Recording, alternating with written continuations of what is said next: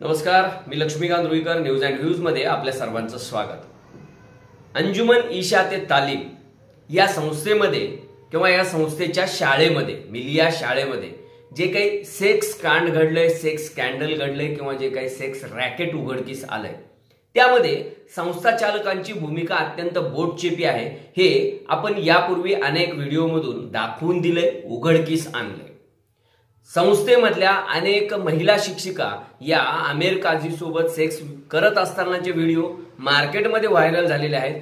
संस्थेनं मात्र केवळ 2 शिक्षिकांचे स्वेच्छानिवृत्ती स्वीकारलेली आहे आणि 3 शिक्षिकांवर निलंबनाची कारवाई केलेली. इतर 6 शिक्षिका ज्या आहेत त्यांची बदली बॉईज स्कूलमध्ये करण्यात आलेली.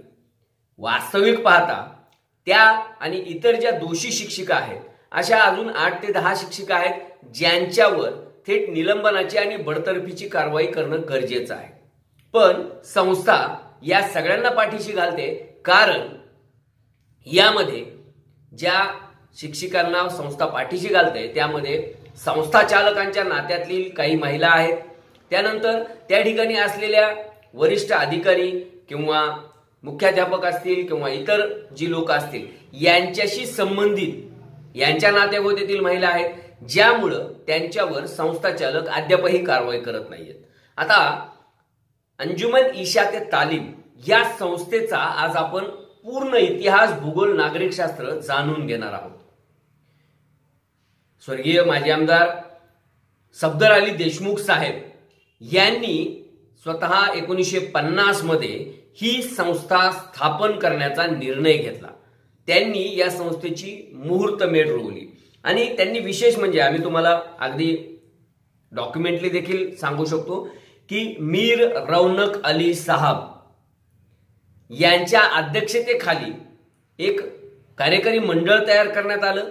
या मंडळामध्ये मीर रौनक अली यांना अध्यक्ष, तर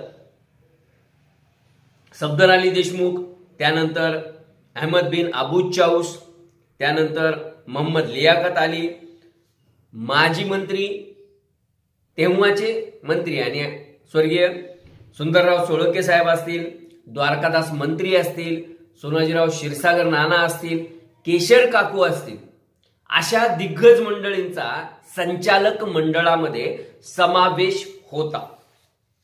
आता विचार करा की त्या काळचे मंत्री, त्या काळच्या खासदार, त्या काळचे आमदार, माजी आमदार यांनी जर का एकत्रित येऊन एखादी शिक्षण संस्था उभा करण्याचा निर्णय घेतला तर त्याचे उद्दिष्ट हे किती मोठं असेल.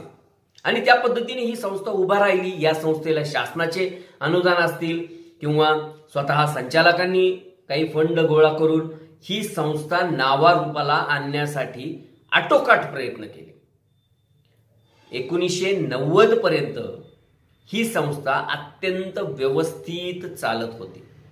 पण 90 मध्ये मात्र सफदर अली देशमुख असतील किंवा इतर काही ज्येष्ठ संचालक मंडळी यांच्यातील काही जणांना बाजूला करण्यात आलं. काही जण हे निधन झालं त्यांचं आणि त्याच्यानंतर चाऊस अँड कंपनीच्या हातात हे सोन्याचं अंड देणारी कोंबडी किंवा हे घबाड लागलं. अंजुमन इशाते तालीम या संस्थेमध्ये आज जवळपास 600-700च्या आसपास कर्मचारी आहेत. 7000 पेक्षा अधिक या ठिकाणी विद्यार्थी-विद्यार्थिनी शिक्षण घेतात. पण जोपर्यंत अहमद बिन अबू चाऊस हे स्वतः कारभार पाहत होते तोपर्यंत या संस्थेला एक वळण होतं, तोपर्यंत संस्थेमध्ये शिस्त होती, तोपर्यंत संस्थेमध्ये कारभार व्यवस्थित केला जात होता, लोकांचा त्यांच्यावर विश्वास होता. पण त्यांच्यानंतर जे संचालक मंडळ आलं किंवा संचालक मंडळ म्हणजे काय हो, घरातल्या घरात अगदी बैठकीत बसून तू अध्यक्ष, तू उपाध्यक्ष, तू सचिव, लहान मुलगा सहसचिव, या पद्धतीनं पद वाटप केली गेली आणि संस्थेचा ऱ्हास व्हायला किंवा संस्थेचा खेळखंडोबा व्हायला सुरुवात झाली. आता म्हणजे अगदी तुम्हाला सांगायचं म्हणलं तर डॉक्टर सलीम अहमद बिन महफूज, श्री रईस अहमद बिन महफूज, खान सबिहा बेगम फजले रहीम खान, डॉक्टर हाशिम अहमद बिन महफूज, ही लोक एका घरातली आहेत आणि अहमद बिन अबू चाऊस यांच्या पत्नीसहित त्यांची मुलं आहेत. एकाच घरातले 4, 5, 6 लोक जर का असतील, म्हणजे मुलगा आहे, मुलगी आहे, जावई आहे, सून आहे, नातू सुद्धा आहे, अरे चाललंय काय? भाचे आहेत, भाच्या आहेत, पुतणे आहेत. म्हणजे समाजाची संस्था म्हणायचं, समाजाने उभा केलेलं एक मोठं युनिट म्हणायचं, आणि त्याच्यामध्ये भरती कुणाची? तर ती तुमच्यासारख्या घरातल्या लोकांची. कशामुळं? सवाल तुम्हाला समाज विचारू शकत नाही का? आणि त्यातले त्यात या संस्थेमध्ये जर का अशा पद्धतीनं अत्यंत घाणेरडं, अत्यंत घृणास्पद, निंदनीय आणि नीच कृत्य जर का शिक्षक आणि शिक्षिकांकडून होत असेल ना, तर या संस्थेला आणि संस्था चालकांना पदावर राहण्याचा कुठलाच अधिकार नाहीये. अगदी म्हणजे संचालक मंडळ तर घरातला आहे जो आहे हो, पण संचालकाच्या घरातले जे संचालक मंडळ म्हणून येऊ शकले नाहीत त्यांना सरळ सरळ नोकऱ्या देण्यात आल्या. कुणाला मुख्याध्यापक केले, कुणाला उपमुख्याध्यापक केले, कुणाला शिक्षिका केले, कुणाला शिक्षक केले, कुणाला शिपाई केले, कुणी क्लर्क आहे. म्हणजे तिथे एक मुख्याध्यापक किंवा प्राचार्य असतील इरफान म्हणून, त्यांच्या घरातली 6 लोक आहेत नोकरीला. दुसऱ्या एका शिक्षकाच्या घरामधले जवळपास 9 लोक आहेत. संस्था चालकांच्या घरामधले जवळपास 10 ते 12 लोक नोकरीला आहेत. का? तेव्हा तुम्हाला समाज दिसला नाही, समाजातील बेरोजगार तरुण दिसला नाही, समाजातील शिक्षित तरुणी दिसल्या नाहीत. आजही मुस्लिम समाजामध्ये मोठ्या प्रमाणात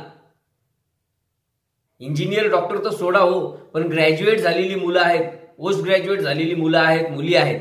त्यांना तुम्ही शिक्षक म्हणून नोकरी द्यायची, त्यांना तुम्ही क्लर्क म्हणून नोकरी द्यायची, त्यांना तुम्ही पिऊन म्हणून नोकरी द्यायची होती, त्यांना प्राध्यापक म्हणून नोकरी द्यायची होती. तुम्ही काय केलं? तुम्ही फक्त स्वतःच्या घरातल्या लोकांना नोकरीवर घेतलं, त्यांना मोठमोठे पगार दिले, त्यासोबतच स्वतःच्या घरातल्या लोकांना तुम्ही संचालक मंडळावर घेतलं. आणि खरा आक्षेप समाजाचा या ठिकाणी देखील आहे. आता हे सेक्स स्कॅन्डल, सेक्स रॅकेट उघडकीस आल्यानंतर तुम्ही जुजबी 4-5 शिक्षकांवर कारवाई केली. ती कारवाई समाधानकारक नाहीच आहे. आणखी देखील ज्या 6 शिक्षकांची तुम्ही बदली केल्याचं सांगताय किंवा त्यांच्यावर कारवाई होणार आहे असं सांगताय, तातडीनं त्यांच्यावर कारवाई झाली पाहिजे. पण सगळ्यात महत्वाचं, मुस्लिम समाजातील इतरही अनेक लोक, हुशार, प्रज्ञावंत, अभ्यासू लोक आहेत. तुम्ही त्या लोकांना या संस्थेवर घेतलं पाहिजे, तरच ही संस्था व्यवस्थित रन होईल, तरच या संस्थेला पुन्हा एकदा शिस्त लागेल.